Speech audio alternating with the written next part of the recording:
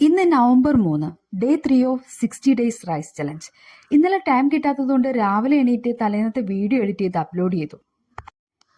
എന്നിട്ട് ഒരു 5 minute face massage ചെയ്തു. ആ വാളിൽ കാണുന്നത് എൻ്റെ ലാസ്റ്റ് ഇയർ വിഷൻ ബോർഡാണ്. ആഗ്രഹിച്ചതെല്ലാം എനിക്ക് കംപ്ലീറ്റ് ചെയ്യാൻ പറ്റിയില്ലെങ്കിലും കുറേ കാര്യങ്ങൾ ഇതിനോടകം ഞാൻ കംപ്ലീറ്റ് ചെയ്തു.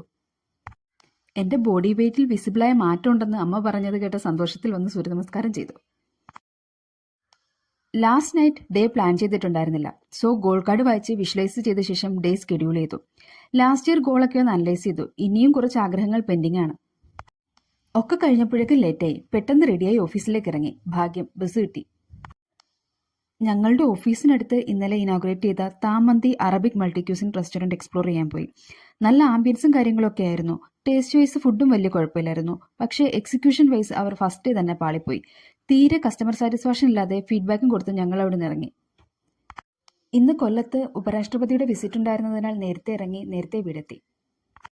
വന്നിട്ട് ഓഫീസിലെ കുറച്ച് വർക്ക് പെൻഡിങ് ആയിരുന്നു. അത് കംപ്ലീറ്റ് ചെയ്തു. അതിനുശേഷം ടു ഡു ലിസ്റ്റ് എഴുതി, ബുക്ക് വായിച്ചു.